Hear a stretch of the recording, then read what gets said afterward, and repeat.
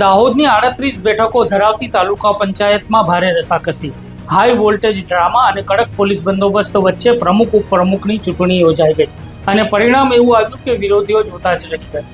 દિવસોથી જેની ચર્ચા હતી, જે સસ્પેન્સ આખા જિલ્લામાં ગરમાવો લાવી રહ્યું હતું, આખરે સસ્પેન્સનો ક્લાઇમેક્સ આવી ગયો છે. જેમાં દાહોદની તાલુકા પંચાયતમાં કુલ બેઠકો 38 છે, જેમાંથી ભાજપ પાસે 17, કોંગ્રેસ પાસે 16, આમ આદમી પાર્ટી પાસે 4, ભારત આદિવાસી પાર્ટી પાસે 1 છે. ગણિત બહુ ટાઈટ હતું.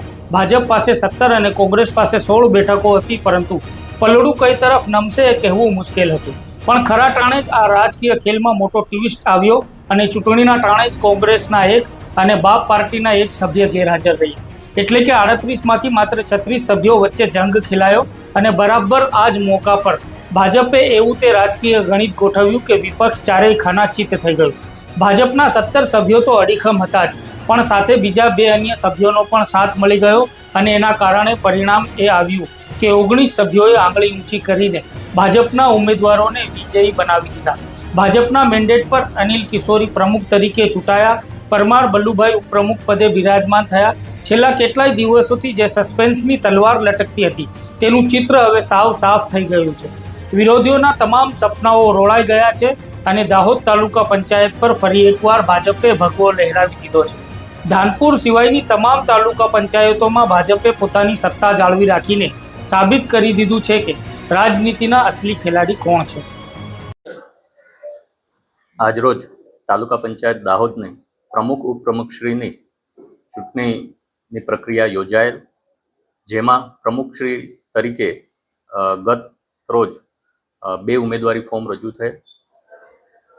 પ્રમુખશ્રી તરીકે આજરોજ બેઠકમાં કિશોરી અનિલભાઈ હેમરાજભાઈને કુલ હાજર સભ્યો પૈકી 19 મતો મળેલ અને બીજા ક્રમે રાઠોડ રાજેશભાઈ બધુભાઈને હાજર સભ્યો પૈકી એમને 17 મત મળેલ છે.